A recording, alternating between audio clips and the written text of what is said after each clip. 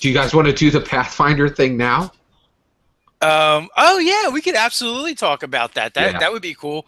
I'm ready. So, all right. So right now, Nerdarchist Dave here, for Nerds by Nerds, hanging out with my good friend Scott Garrity and Hey, everybody. Ed. We have no viewers right now because they were expecting something, didn't get it, and we got our ugly mugs. I want to real quick, go over to the links and be like, hey, we're going to go live and with us. So just let people absolutely. know. I'll do that as well right now. Alrighty then.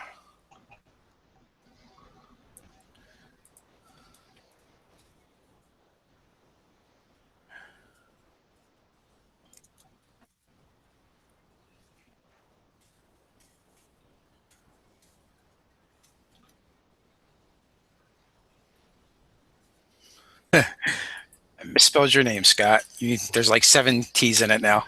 Yeah, that's okay. Not a problem. All right, we do got some viewers. We're gonna do this. Like, guys, I'm so sorry.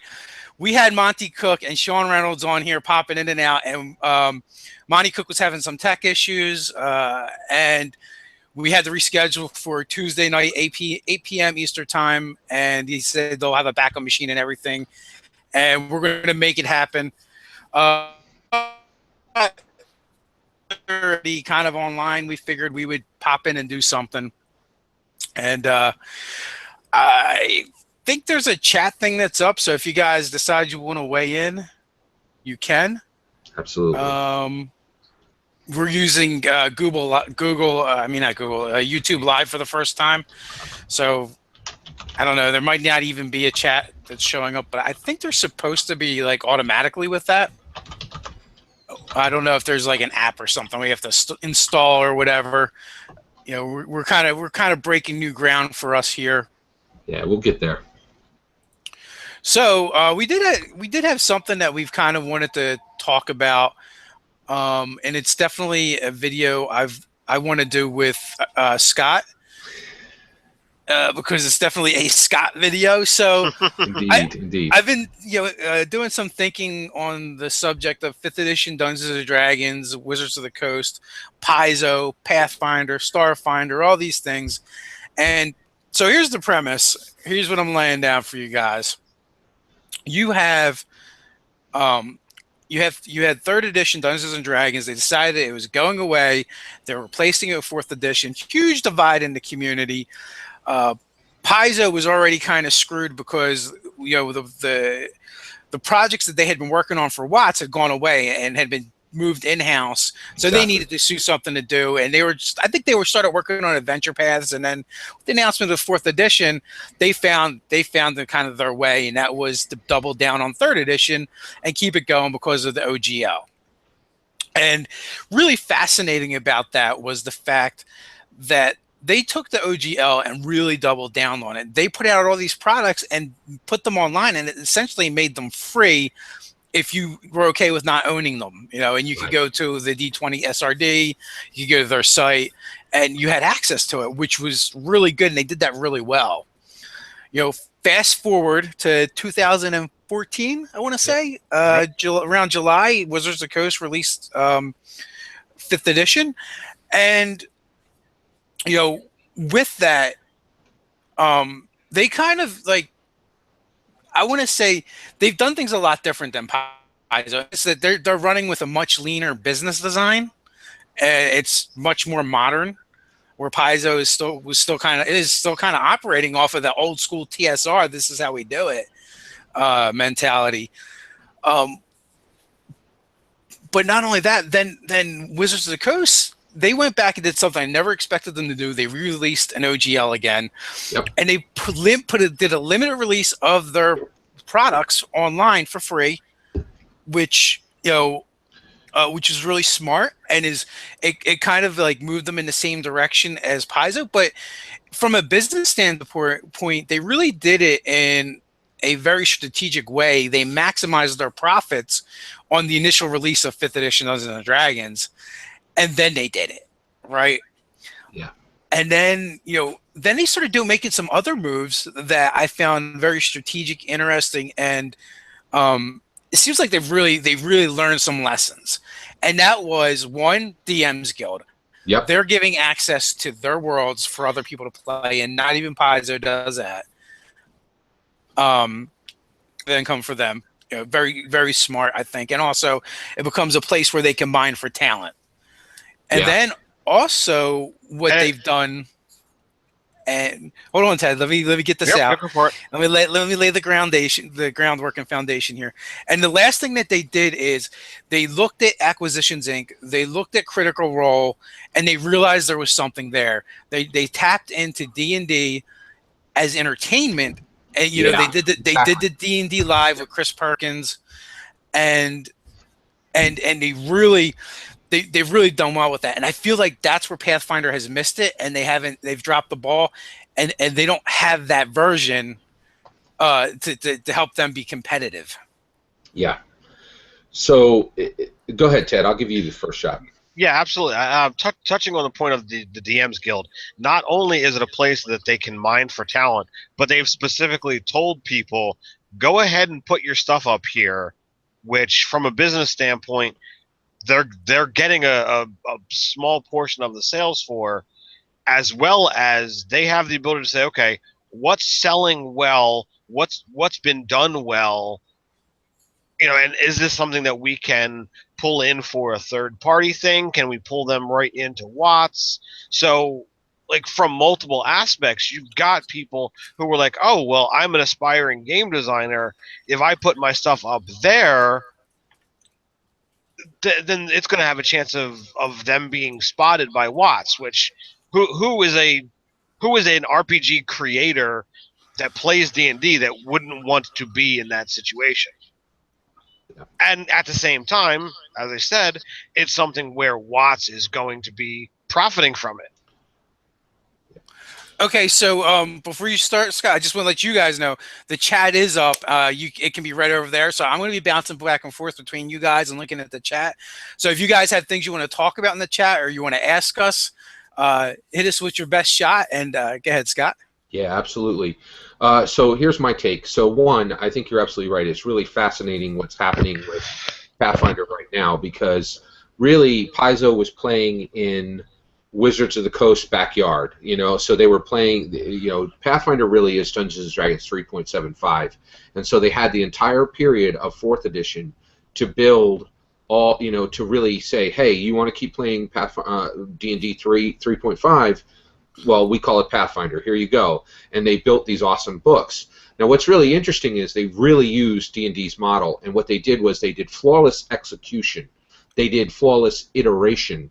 And that's what they were doing, was they were iterating. They were building new source books really for 3.5, right?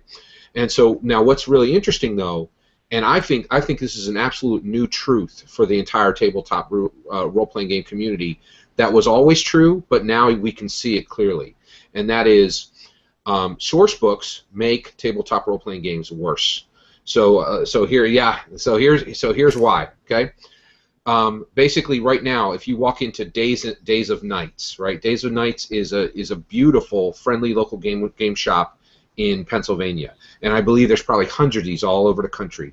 You walk to the back room or to the back part of the shop, and you will literally see like 30 Pathfinder books. The section that they have laid out for Pathfinder is literally like a 5 by 20 foot area. It's huge, right? And if you look at all those books, there are going to be a few players who are like, oh my goodness, this is heaven. I have a million different options, right? If you walk over to Dungeons & Dragons 5th edition, it takes one shelf, right? You know, it's a 2 by 2 foot span, right? And so while there are a few players who love that crunch and love those game options, new players, if you are a new player coming to Pathfinder, you are so stuck, right? So your experience is going to be, hey, I'm new, let me learn Pathfinder, and so you're going to drop in with 2 to 4 players who know that game. You have 2 options then. One, you have to read like 3,000 pages of content to build a good character, or they're going to hold your hand and literally walk you through the game like a child. And neither of those is really fun for new players. And the other thing is, you nailed it, right? So right now, if you're looking at the future of tabletop role-playing games, Dungeons & Dragons 5th edition gets it. And the future of tabletop role-playing games is exactly the same as the future of video games.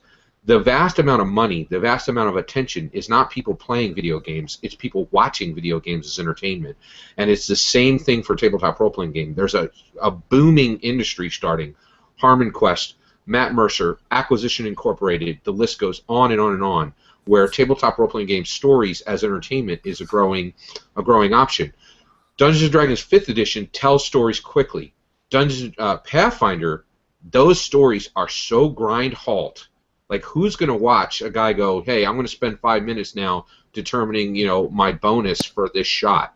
And I feel Pathfinder is done.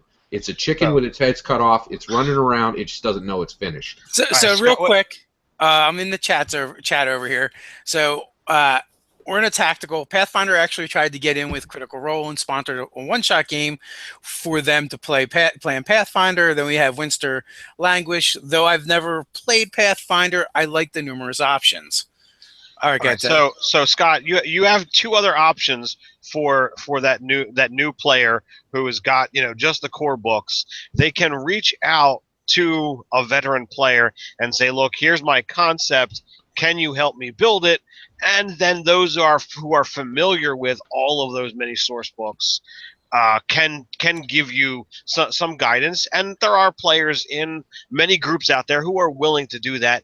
Or there is the other option, and I've seen this in Facebook group chats talking about RPGs, where if you have just the core books of Pathfinder and you make a character with all of the power creep and options out there, your base character built solely out of the core book is going to be vastly inferior to the other characters, and you will constantly underperform versus the other characters. So, not trying to contradict you, just trying to add on to. So actually, I will challenge what you're saying. So let me ask you, look at the Pathfinder community, okay?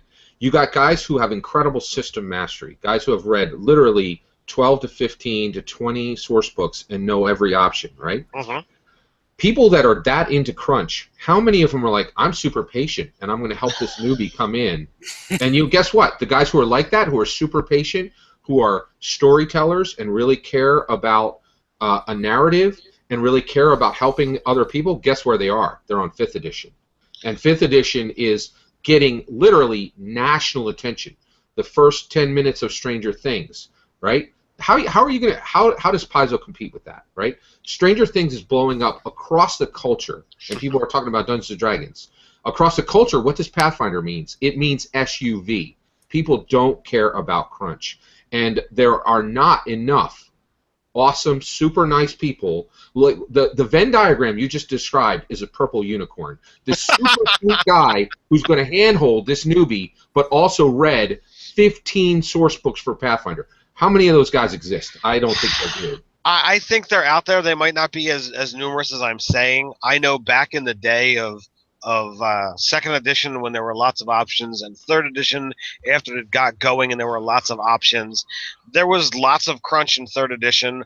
I was the person that read all the books, that knew what was going on, but I was also the kind of guy that I would absolutely help make a character for a new person. And you gave me an idea of, I want to make a this. All right, give me 10 minutes tops. If it's a spellcaster, we'll add 5 for spell selection. Done, So I will add, like, with the 5th edition kind of motto and the fact that you have bounded accuracy. See, you can have a lot of options, and as long as those options are equal, that doesn't really matter. But because what you said is spot on. Like, you have all these other books that add to the game of Pathfinder, and they're clearly better options. Yep. Yes. Than what's already existing.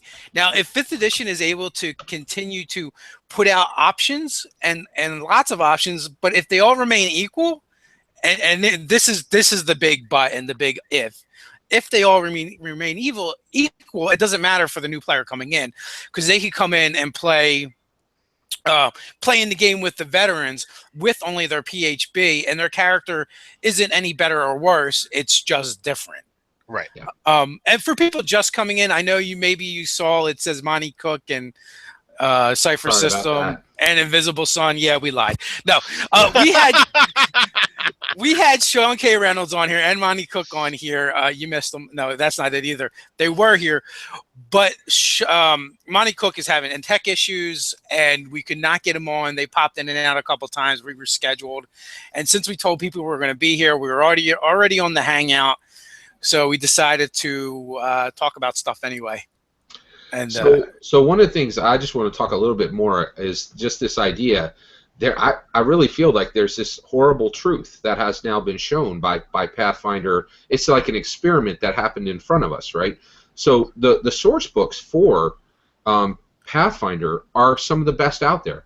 Wayne Reynolds is one of the best artists in the community. He did Dungeons & Dragons 5th edition work, and he was probably their best artist. And Pathfinder just built like all these amazing art, pieces of art with him. The writing on the Pathfinder books, that's a real company. They paid thousands of dollars, tens of thousands, maybe hundreds of thousands of dollars was invested in the writing for these books. The Pathfinder source books are awesome source books, and they have clearly, objectively made that game worse. Because the more source books you have, the more prone you make your game to rules luring, and less friendly it is to new players. And 5th edition is enjoying a limelight right now where all people need to look at are those 3 books. And I think actually that what Wizards of the Coast has figured out is the core 3 is really all that Dungeon Masters ever need, because good Dungeon Masters never run pre-generated modules, and really source books just make the game worse. And Dungeons and Dragons is in this sweet spot where their name is established and their name grows every day. And Pathfinder has to do something like what Fate did, has to do something like what Dungeon World did, has to do something like Fiasco did. They have to come to the market with something that doesn't exist, that you cannot get with Dungeons and Dragons. Pathfinder has zero ability to. They are no longer in competition with Dungeons and Dragons 5th edition, in my opinion. Well, I mean, the problem is they are Dungeons and Dragons, so they're a version of it. They're like the bastard child, right? That's exactly right. Yes. So you're trying to compete with what you've been cloned from in essence, without having the same brand recognition. Pathfinder's up there, but it's still it's not comparable to Dungeons and Dragons. Like Scott says it all the time. If I say Dungeons and Dragons to someone on the street, there's a good chance they'll know vaguely what I mean. If I say Pathfinder to someone on the street, they're going to be like, "Oh, Nissan." Yeah, they're going to think about the car, the vehicle. Yeah. So, and that issue is only going to get worse. It's only going to get worse. Especially now. And the reason why is right now, if you look at what's happening, the culture is really starting to embrace Dungeons and Dragons. And oh my gosh, if the movie hits, it's all over. It's all over. And honestly, I believe Pathfinder is over right now. And the only reason, and here's the other issue, right? My issue is, I know a lot of people in the community like to say, play whatever you want. It's fun. But I actually think we've reached a point where Pathfinder is hurting the community. And what I mean by that is a perfect example, and I think there's lots of examples like this. Lewis Porter Jr., in my opinion, he's a genius, right? I think he's written his own tabletop role-playing game. Rather than iterate and create a new tabletop role-playing game where we can tell stories faster, tell stories more inclusively, tell stories in ways that we've never seen before, he's doing Kickstarters to create third-party publishing for Pathfinder books, right? To me, that is an incredible waste of talent. And he should be creating new rule books or content for the game people care about that people know. Well, I mean, that being said, every game has people that care about it, and for him, he's found the business model that works. And as far as go ahead, Dave. You still got more here? Well, I was going to say from the chat, actually. So we have it moved. Winster Languish. Hey, if you guys have any time during this stream, I've been trying to do a modern game for a while and haven't gotten it to work yet. Any advice? We could probably use a little more elaboration, like what isn't working. Are you playing 5e? Dungeons and Dragons are at least D20. And so we ran one, and I felt it was fairly successful. And I think, like, with running a modern game with 5e, it's pretty rules light. So, like, Yeah. you know, if you get kind of hand wavy with things, it's going to get real easy. And as the DM, and I think, you know, it's from the DM's perspective, right? You just got to have to be willing to kind of go with stuff and not get too carried away with the rules. In regards to your comment about Scott, about the hobby being split, every time someone puts out a new game, there are people who are going to fraction off and go to it, and there's people who are going to stick to what it is that they're playing. There are people who still play 1st edition, 2nd edition, 3rd edition, 4th edition, Pathfinder, 5th edition, and if there's a 6th, okay, people are going to move to 6th, but every iteration is still going to be played. As you said, you don't need new books. You can play with what's out there, regardless of the edition. So people are going to still be playing those games. So if Pathfinder dies, there are people who are hardcore Pathfinder, and they're going to stick with it. I agree with you. The numbers are really small, though, and so. But when you look at the community, though, there are some businesses where the numbers are high, and where they are getting traction. So, you know, the games that count right now, in my opinion, are, you know, Monty Cook. When he drops a new game, he has mastered Kickstarter, and so right now, any of his Kickstarters do between $500,000 and $1 million, and maybe he'll stretch and do $1.5 million, you know. But he has a built-in market. Fred Hicks, he does Fate, right? Now, there's two things that drive those, right? One, Monty Cook is building up he's using 30 years of experience to bring in all his fans from everywhere, and so he might reach 10, 20, 30% of the entire market. Fred Hicks, who does Fate, he's doing the same, 10, 20, 30% of the market. And both of them, it's all about where is their contact with the mass culture, right? And so with Monty Cook, he's getting that contact with the video game community, and he literally is in Hollywood. Like, he's trying to bring mass culture to his games. Now, Fred Hicks, he's doing the same thing, right? Right now, we're waiting for for tabletop with Will Wheaton, who is known from Star Trek. They have already shot a Fate game that actually has Felicia Day in it. You know, Felicia Day is from the Guild, and she's from Supernatural, and so all of these, I agree with you. There's 10, 20 games of any old game going on, but I'm talking 10, 20, 30%. A significant portion of the community. Now, Pathfinder has that right now because it's trailing off from 4th edition, but they're going to be a relic game really fast, in my opinion. And I think the reason why I care about this and why I'm talking about it is Paizo is in its last gasp. They've got to do something right now while the eyes are still on them to really bring attention to themselves. They thought that was going to be Starfinder. Do either one of you guys think that Starfinder is catching on? No, it's really just branching out into their own audience. Yeah, and I wouldn't be so harsh about this, but there are real people's lives on, like, their livelihoods. So Paizo is a real company with real employees and a real building or multiple buildings, and they have, you know, literally hundreds, thousands, or millions of dollars. And I have studied tabletop role-playing game history. I know what this looks like, right? Because we saw it with Gary Gygax. When Gary Gygax was there, TSR almost went bankrupt like 2 or 3 times, and I'll tell you right now, Paizo is scrambling to make things work and to remain relevant. And to me, that means you need to do something. Like here's what I would do if I were them. I would build a tabletop role-playing game that can be played 100% through text. You know, just something they've really got to roll the dice and hope for that 20. Because if they keep iterating the way they are now, they're dead, in my opinion. Did you just suggest they go back to the Stone Age? Exactly.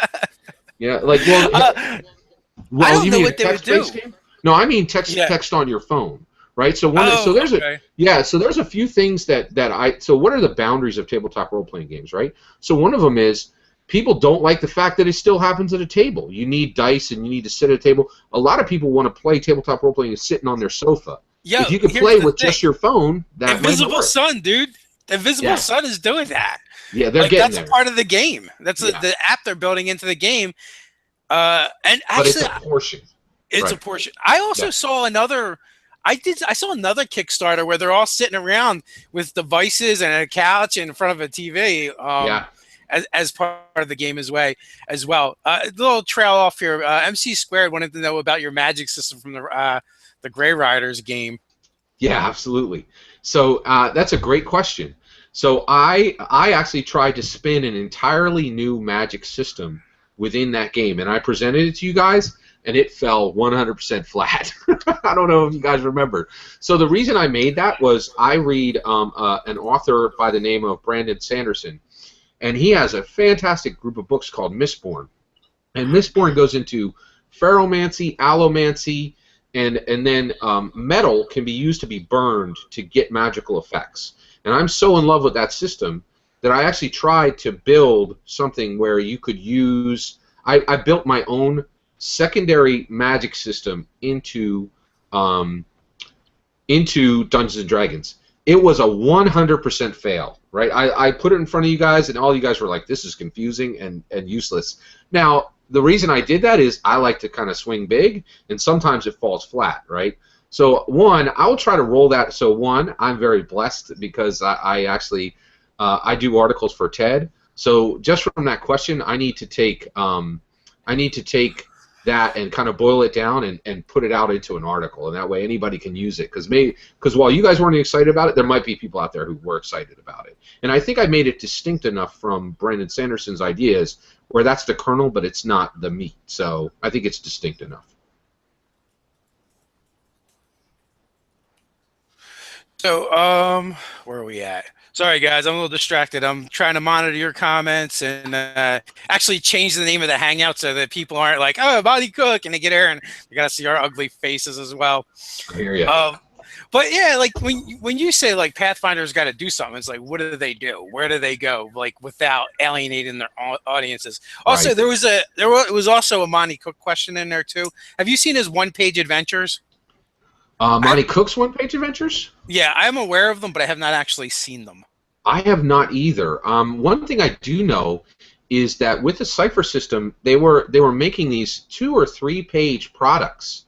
They called them like slivers or shards, and they were really interesting. And so it's like a micro product, right? And so that's one of the things I think that was really interesting, especially with Numenera and with Cypher System.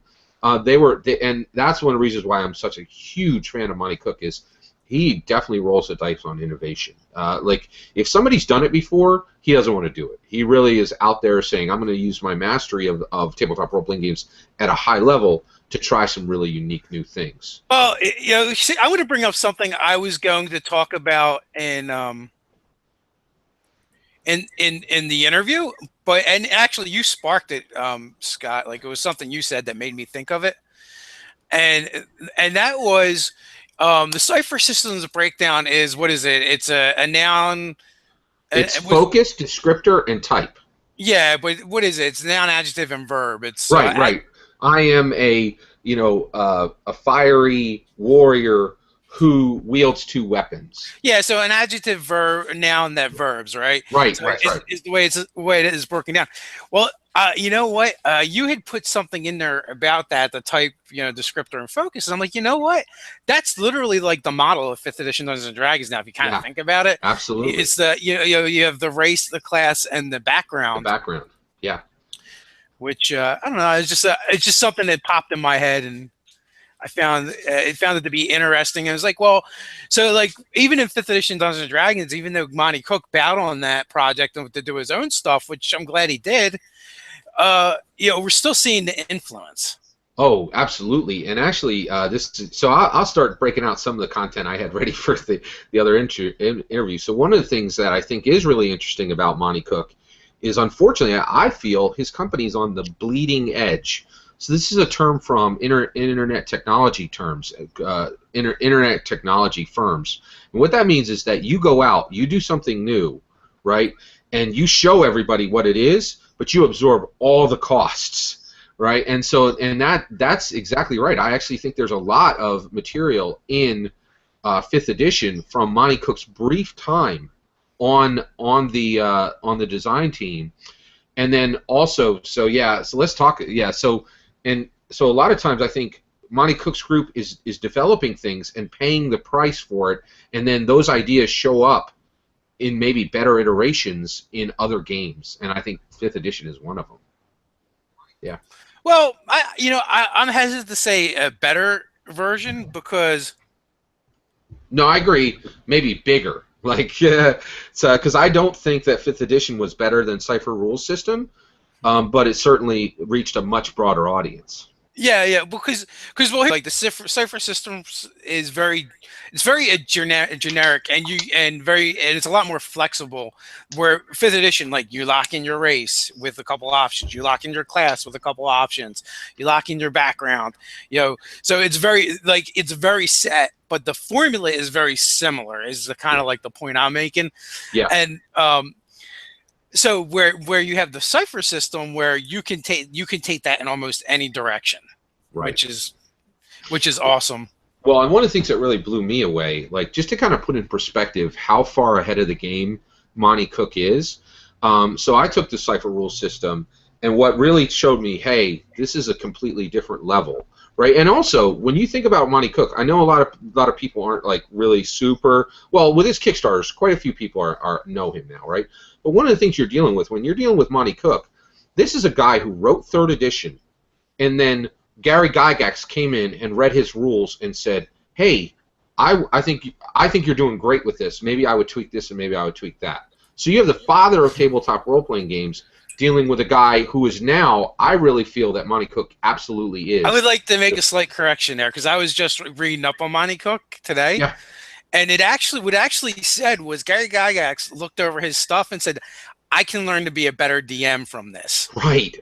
I mean, which is amazing. It was an amazing compliment if you're in this, if you're in this industry, basically have the godfather of tabletop role playing basically give you the nod. Exactly.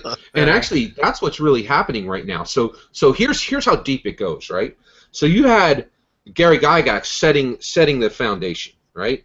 Monty Cook understands that foundation deeply. He actually worked on Dungeons & Dragons. When I read Cypher System, I mean, it was emotional for me, right? So I read it, and what really blew me away was that one of the descriptors is kindness. Kindness, right? There are actual game mechanics within the Cypher Rules System for this is the skills you get. This is your charisma bonus. This is the actions you can take if your character is kind. Like that is at a level that nobody's ever touched. No, I think I got you one beat. Are you gonna go with the slacker or the loser? you literally have a focus of does nothing.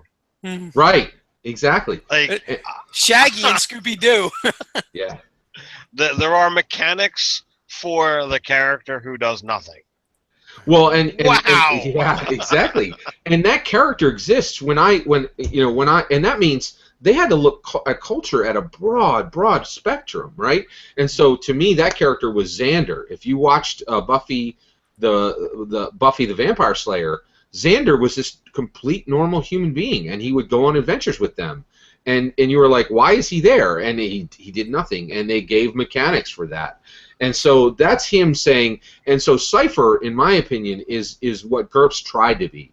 It was what you use to build any, and if you take Cypher, in my opinion, right now, you can run any television show, any movie, you can run anything that's in your mind. You can get spinning within 2 or 3 days, tops, and you can run a really cool mini campaign or even a full campaign, and everybody's going to have fun. And actually, here's a big start, right? We talked earlier about if you bring a new tabletop role player into Pathfinder and they say, hey, I want to play a cat ninja, right? That you could try to do that in Pathfinder, and you might get there, but the path to get there is going to be so long and so confusing. How many people are going to be like, you just showed me 6 tabletop role-playing game source books, and now I'm really excited? Or how many people are going to be excited if you try to do the same thing in Cypher Rules System and you have them up and running in 15 minutes? They're going to be engaged and they're going to want to play, right? So. Exactly. Well, Yeah. there's something huge to be said for getting into the game, you know, Right. and not, you know, think about playing the game. And over in the chat, let me go find the comment, but the gauntlet has been thrown down. Gary Gygax was, in my honest opinion, I don't think Gygax was a superb DM though. Dummy URD. And here's what I have to say to that. And you know, I've heard different stories as well. I've never played with Gary Gygax, so I can't say. But anyone who is the first to do something will never be the best. Right. That is a fact, because everyone is going to build upon your work. He was the foundation. He was the bedrock for him. So you're comparing apples to oranges, in my opinion, because he could never amount to a DM that's going to come 30 years later and have all this stuff to build upon. Right. He was a pioneer. Yeah, absolutely. Now, and what's interesting is what was Gary Gygax really a pioneer of? He was certainly a pioneer of tabletop role-playing games, but the reason why I think Gary Gygax's name is going to be huge and continue to grow far more than we even know is he's really the Henry Ford of video games, right? So the idea of leveling, that's the key. Virtually every single video game out there, they have levels built in. And also drops, loot drops, right?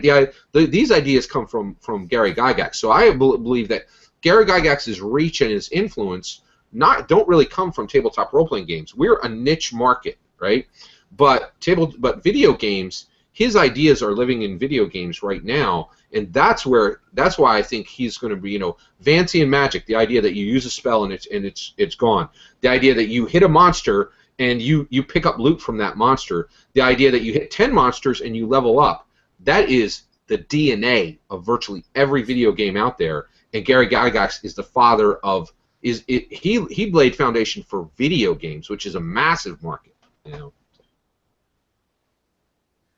I have to agree with you. Yeah. Well, so I know D&D and D&DS games kind of get a bad rap in this industry as being like the bottom of the barrel, you know.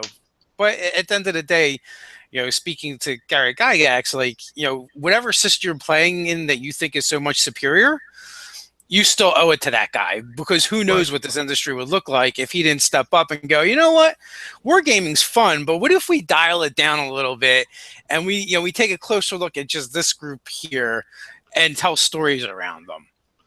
Well, you know, so. And also, I think Dungeons and Dragons really is serving as a launching pad, right? And it's a good analogy because the reality is it's a launching pad where, one, it is rock solid. Like a launching pad has to be built of strong steel, right? And then you're right. All these other game designers came and they set up a rocket on top of it, and then they literally blast off. And I think Dungeons and Dragons is at the bottom. It's literally getting all these flame scorches from people who are going higher, right, and doing these awesome things and saying I'm better than Dungeons and Dragons. But the reality is, without that foundation, you're right. You try to launch a rocket in the swamp, you can't. And that's a little sad because you're right. I think a lot of people like to talk smack about Gary Gygax, but to me, I'm waiting for to me, Gary Gygax's statue should be bigger than the Statue of Liberty. That's hilarious. Well, I will share this in case other people have not heard Scott Garrity say this, and it is an awesome statement. But tabletop RPGs, especially Dungeons and Dragons, are Americana. Yep. You know, like baseball or anything else. You know, it's one of our inventions. Exactly. Yeah. Yeah, and we're gonna always have that thanks to Gary Gygax. Also, someone else is taking a game called Mythic Russia.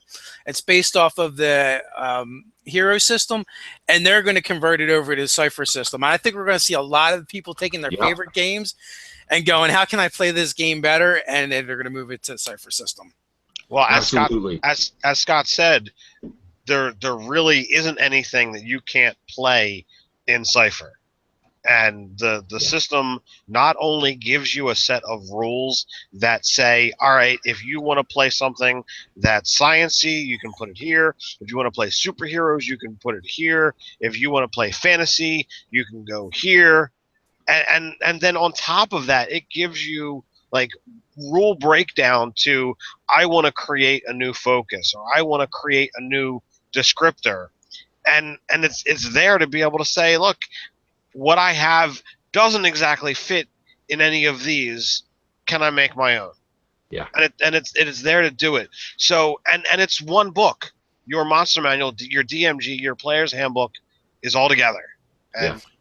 So now here's kind of the thing too, like with Cypher System, Dungeons and Dragons, Fate, Dungeon World, and I'm sure there's many others as well.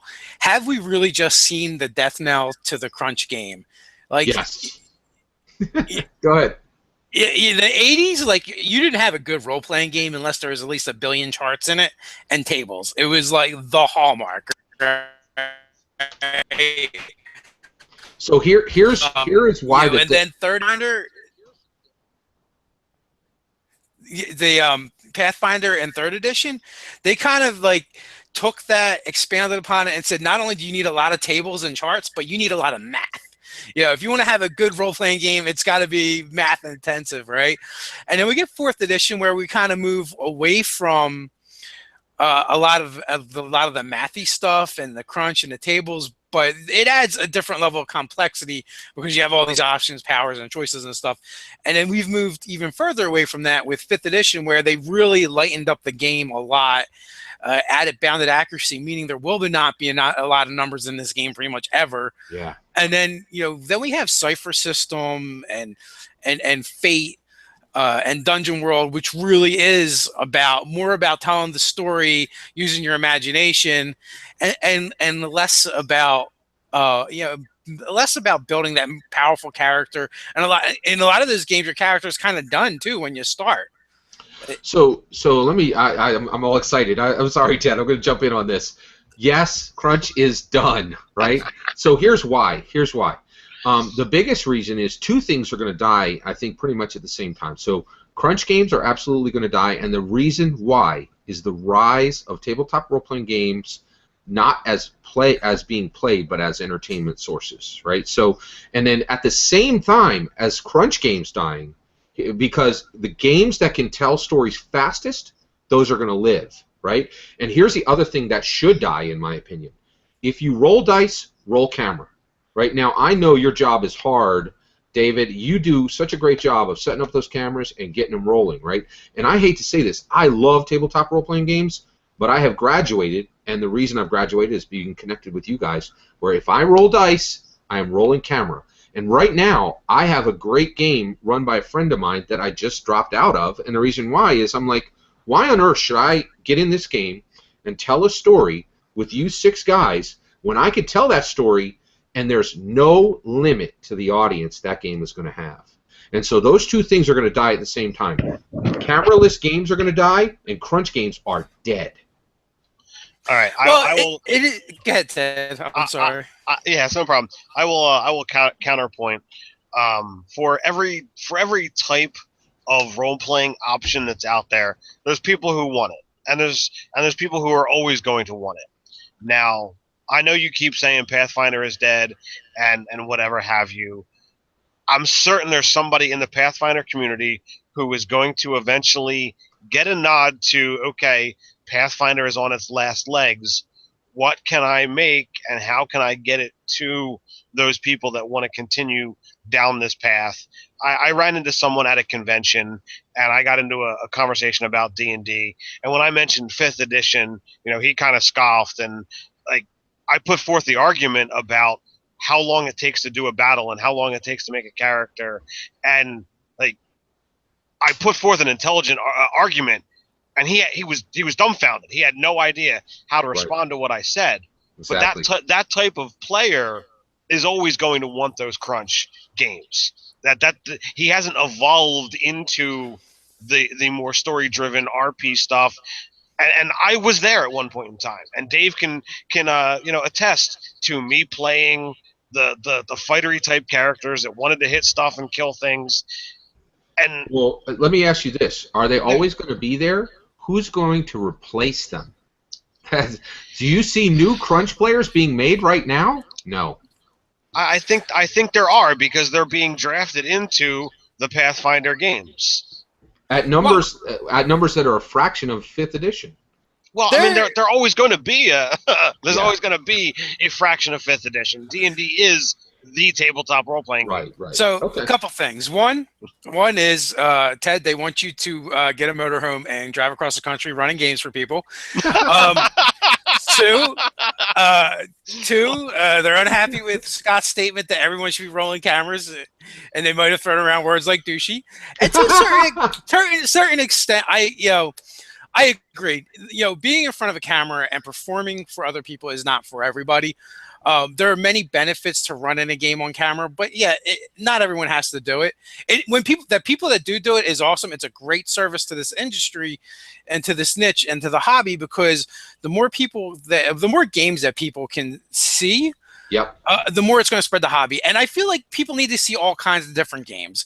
They need to see the games where it's like hardcore role-playing, borderline thespians playing whatever system they're playing, to, bunch of guys joking around, telling dick jokes, beer and pretzels, whatever. And I personally feel like for Nerdarchy, I think it's good when we have games that have a little bit of both. And it seems, kind of crazy for us to think we're going to ever compete with an Acquisition Inc. or with a Critical Role with the level of game we put out. For one, like the Critical Role guys are professional voice actors, right? Like they're cheating, really. But that's not why I started playing tabletop role-playing games anyway. I do it because I enjoy it, and I would hate for people to come to a game and think that they have to perform at that high level and be intimidated and just go home, or at the same time, to Scott's, you should be rolling camera. Like, some people are not comfortable with that, and that's going to keep people out of the hobby. And I would hate to see that happen as well. My son actually procrastinated in getting into any of our games for a long time because he didn't want to be on camera. Right. Okay. So before you get in there, Scott, to those of you who want me to get a mobile home and tour the country gaming, thank you. I don't think that's going to happen. I'm sorry. And then to the level of what you were talking about, Dave, about there being all types and getting the games put up there. Not only is it good for people to see the gamut of games that are being run, but having that option of putting those video things up there, yes, it's going to get the hobby spread, but most importantly, is it's going to show people who are either current DMs or aspiring DMs how it can be done. I've been in games with people who are either new to DMing or they haven't DM'd in so long, and they're unsure about, how do I do this? How do I do that?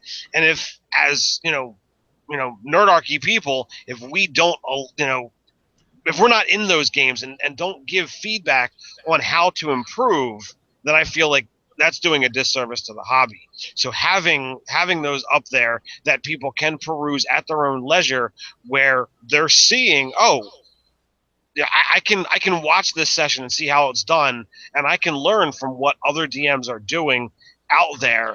I think that's the greatest asset to the community. So here's what I'm saying is, I've heard before people say, hey, when you say that, that's kind of elitist, right? I believe it's not. It's actually respecting all gamers and all players.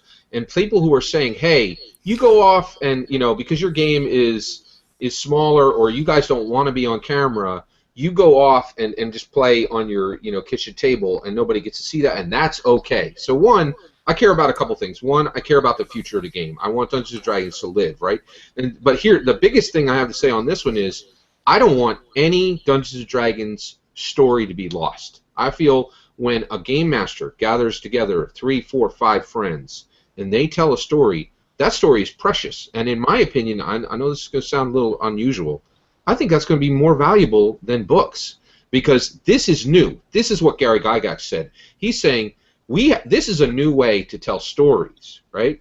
And I actually think that stories told by multiple people are stronger than one person's vision.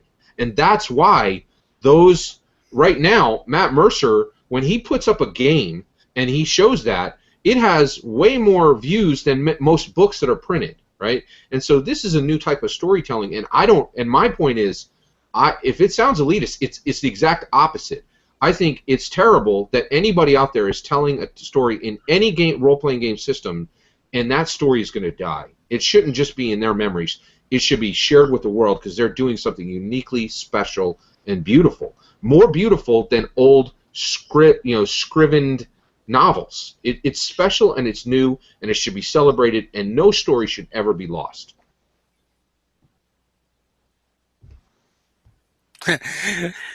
Sorry, I keep getting lost in the comments. They're pretty active over there. I wish there was there probably is a way, but we just have to figure it out for it to show up in the Hangout itself. Yeah, so I don't have to be jumping back and jumping over forth. Yeah. Now I will say this.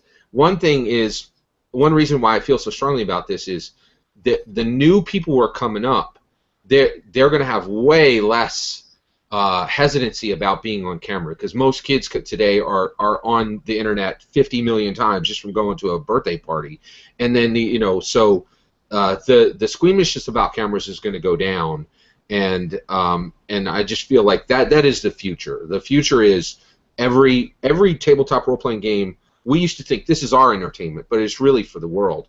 And what's really wild is this stuff is more engaging than scripted television. That's bonkers. Like, that's an idea that's revolutionary. Well, the quality of TV has really been going down over the last few years anyway. So, maybe that's it. Yeah. Well, there's great stuff coming out as well. We've brought up Stranger Things. Yeah. But, that being said, you are absolutely correct when it comes to things like people are FaceTiming. My son doesn't play video game without also being on one of the chat services, whether it's Skype or one of the other ones. They're growing up and their entertainment is YouTube, watching people stream games, whether it's tabletop role-playing games or video games or whatever. So it is changing. It is going to be different. But I think we're a ways away from everyone jumping and ready to put their home game on the internet. People just want to get together, do their thing, have fun, and not worry about performing for an audience. Maybe so. We did a video recently with Nate the Nerd Arc, and we discussed like anxiety in general as gamers, and that's a real thing inside and outside of this hobby. So those people, like, could you imagine like someone's dealing with anxiety and even like just showing up for game night is kind of hard for them? Well, I can imagine that, and that's another reason why I think they should be on there. Go ahead. I'm sorry. Well, I was going to say, but could you imagine being that person and now you're like, oh, by the way, not only are you going to play this game and that you kind of enjoy, but you have these issues that make it uncomfortable to be around groups of people. Oh, we're going to broadcast it and millions of people could potentially see it. Well, I mean, I hate to say it, but so when you look at the Nerdarchy, the core four from the beginning, Nate is probably one of the more reserved people. And he's like a fan favorite, man. Still, he has a huge amount of fans. And so one of the reasons why I say that people should be putting their games out there, and that, like, I know this sounds strange, but I am deeply concerned about lost games, right? So if you're running a campaign and that just lives in your memory and the memory of your players, you've deprived the world of a special thing. It's the story that you told as friends. But even beyond that, if you have anxiety about going on camera, I agree with you. If you look into the comments below, right, what you're going to see is you're going to say, oh man, look at that person. I could hear them crunching their Cheetos, right? And that person might be upset about that. But one of those comments is going to go, oh my gosh, that quippy line you said when you cut that goblin down, that was cool. And I've felt it. I've been there. Like, where if you get a comment from one person who gets you, that person who might have had anxiety is now saying, hey, there are people out there who are just like me and appreciate my distinct style. So it cuts both ways. While people might say mean things, sometimes there might be 10 mean comments, but there might be one comment that really speaks to that person and is special. And that's the issue. I don't want people who have anxiety out there to not realize that they probably have hundreds or thousands of people who get their unique style and want to hear what they have to say. And I'm amazed how many people if you have the ability to talk to the world, why wouldn't you? So and I will say that we are very beneficial. Or it's really awesome that we have fans that they really do lift Nerdarchy up. We don't have comments out there that are like, oh, blah blah blah blah blah. Yeah. Just so we have Scott on, then they get a little attacky. Well, it's all right. Yeah. We love you, Scott. Indeed. They don't understand you. Yeah, it's kind of unique.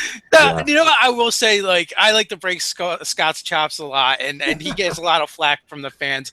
But you know what? Scott is the kind of guy you can disagree with and have a conversation with, and then go out to dinner with, or play in a game with, and still have a good time. And I very respect that about him. And you guys don't get to see that part of him. You just get to see him come on a video and say something crazy. French games are dead. or disrupt one of Ted's games with something wild and crazy that Asen did. You're really getting these tiny glimpses into Scott. Not you're not seeing like the everyday Scott. Well, one thing I would say is one of the things that I care about deeply is the preservation of the game, and I think, and I would really challenge both of you guys, right? And I would challenge a lot of people out there too. Everybody was like, "Hey, I can play my crunch game. That's cool, man. Everything's fine." I really challenge that notion, and the reason why is I always see tabletop role-playing games on a precipice, right? And I feel like there's a cliff behind us, and people don't see it, right? And so when you're playing your crunch game or you're playing Dungeons & Dragons 4th edition, you don't realize, man, print is under massive threat. Print is, like every day publishers, if you're in the print book publishing game, you're having a hard time, not a great time, right? And so I feel that tabletop role-playing games, if we don't determine what the future of these games are, they're going to go away. And so grognards who are like, you should play Pathfinder, they don't get that if they're not appealing to millennials, this game is going to disappear. And so I truly believe the game is under threat and we need to preserve it. So that's why I say the things I do, is because I want this game to grow and I want it to be here 300 years from now. And I think there's a lot of players out there who are like, I want my game to be great today, and I don't care what happens 300 years from now. And that to me is a little short-sighted. Because you're seeking immortality so that you can keep playing, right? Immortality for the game. Well, first of all, you guys know my take on that. I have a different opinion on immortality, but for the game. Again, I'm busting your chops. I got you. But I agree. I do feel that the decisions that we make are going to influence the hobby and see where things go. But I think if nothing, like right now, D&D is on the rise. Like nerds are like, nerd is the popular thing. Yeah. And nerd culture is hot. So it's like, all right, well, if this is acceptable to be a nerd and it's acceptable to play D&D, like it's not in any kind of threat. We're going to see it climb and rise. Well, why is Dungeons & Dragons on the rise? I'll tell you why. They took the crunchy 4th edition and they slayed that beast. If Dungeons & Dragons were still a crunch game, it would not be getting the love it's getting right now. I think there's a couple things going on. One, if you go back to like when we were kids and we were playing Dungeons and Dragons, and the kids that were kind of the mean kids that were picking on us and the people that were into our things. Well, unfortunately now a lot of them probably have to work for the people they were picking on. Amen. Absolutely. Because high school sports is very short lived in the big scheme of things. Yeah. You're right. And then, that being said, just technology has moved so fast. It is integrated into our society so much.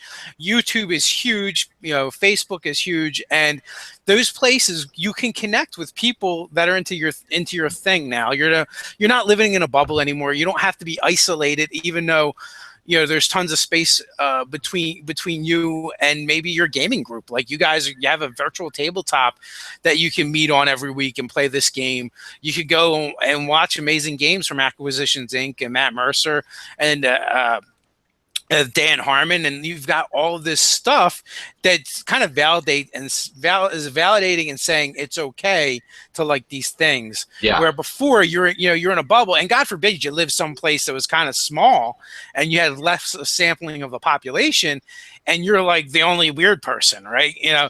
Well, here you could be the only weird person there, but via the internet you can connect with all of us other weirdos and be like, oh, okay, it's not so bad after all. I'm not alone. That makes sense. I hear you. So yeah, the hobby is going to keep growing stronger and stronger, and I feel like too, it almost feels like the things that are supposed to be adult are becoming less popular, and the things that are more childish are becoming more popular among adults. Where, like, because we were sold this bill of goods that you have to grow up, go to school, grow up, get a good job, do all this, blah, blah, blah, right? And you finally get there and be like, you guys freaking lied to me. This is bullshit. And why on earth would I want all this? I want to go back to watching cartoons on Saturday morning with my blankie. Except the cartoons on Saturday morning suck. They're not like the cartoons we had as a kid. No, not really. I disagree, because I think if you go back and watch those cartoons, they don't hold up. It's just nostalgia. I made my kids watch Thunder the Barbarian. Like after 5 minutes, they wanted to murder me. That's funny. You mean the old '80s Transformers, where the Decepticons always just got to get away, as opposed to the Transformer movies where they're getting ripped apart? Oh yeah, well that was great. That was an awesome part of my my childhood. I'm going to be joining in on GM Juice's game, and I'm going to be playing a Clockwork Druid. Nice. Circle of the Moon, and I was like, hey, when I wild shape, can I be clockwork animals? I'm gonna every time I wild shape, I'm gonna have to do for like 5 minutes until someone has Should get that as like a ringtone. Yeah. Like, no, I'm not done yet. Hit a button. Yeah. That's gonna be a blast. I'm gonna take Thorn Whip, and I'm gonna have spike chains shoot out of his forearms and stuff. Yeah, it's interesting. Warforged Druid, man, awesome stuff. It's the way to go. I just rolled bad stats, and I'm like, how can I play a character where it's not going to matter? I know, Druid, wild shape. There you go. Yeah, that is. You don't need it. I don't need no physical stats. And good one. So I'm trying to think of. I have to go back and find all the Firefly quotes, because I want to riff on that movie a bit with that character. I named him after the first word he heard when he was first discovered and reactivated, shiny. And so I want to find ways to work in Firefly quotes now into that game. Don't forget about a leaf on the wind. Yeah, that'll be very apropos for a druid. Yeah, that one will work well. That does bring me back to the to Monty Cook's game. One of the things I think is really interesting, one of the reasons why I'm such a huge fan of Cypher Rule System, is I feel now that Cypher Rule System exists, every single licensed property, it already happened with Star Wars. So I was thinking, I'd love to run another Star Wars role-playing game. Well, the best one out there right now is Fantasy Flight Games, and then I was like, wait, do I want to run Fantasy Flight Games, Star Wars, or do I just do it in Cypher? And Cypher is so strong, I think it threatens every single licensed game. Like you just mentioned Firefly. There is a Firefly game. I would not run that. I would run Firefly within the Cypher Rule System. So when you've built a game that's so strong, it makes everyone think, do I run this in its original rule system, or do I run it with Cypher Rule System? That is a huge accomplishment. Well, here's one thing. Here's something like I will bring up, right? So, of the more recent games that we've played Star Wars, and Star Wars is a crunch-heavy system. Oh, it is. With narrative dice, with it, custom dice. Yeah. Now you had like really strong opinions with that when it came out, and like everything should have narrative dice and custom dice. And how do you feel now? Because now, like you have the Cypher System and the Star Wars. Really minimalist. They butt up against each other, and they're completely opposites. Well, I would go with Cypher Rule System without a doubt, and the reason why is I think where everything's heading is there's going to be 2 levels of role-playing games in the future. There's Dungeons and Dragons is a lock, right? They are established. They are coming up on 5 decades of awesomeness, And I think also Wizards of the Coast and Hasbro know the value of that brand, and they're not going to let anything screw it up, right? And so Mike Merles, he really locked it into place, right? But the second one is, what the best role-playing game out there is not going to be what game has the best world, what game has the best rule system. It's what game tells stories the fastest. And the reason why is, when you tell stories quickly, you're going to gain youth. Youth want quick told stories, right? And so if you have a game that's going to bring in the youth of the world, bring in the millennials of the world, that's going to grow, right? And then also, at the same time, that game is going to be able to be recorded and put up, and people are going to be able to say, wow, I really enjoyed that story that was told in 2 hours, rather than that story that was interrupted by a 2-hour combat. In the future, the winning role-playing game will be the role-playing game that tells stories fastest. So Cypher Rule System is a much better Star Wars role-playing game than Fantasy Flight Games' Star Wars role-playing game, because it tells the story faster. Oh, no, I think the gauntlet has been thrown down, Scott. Adventure Time RPG with the Cypher System. There you go. You could absolutely do that. Yeah. So I guess we had kind of blocked out like an hour to do the interview with Monty. That didn't happen, but we're going to shoot for that on Tuesday night at 8 p.m. Eastern Time.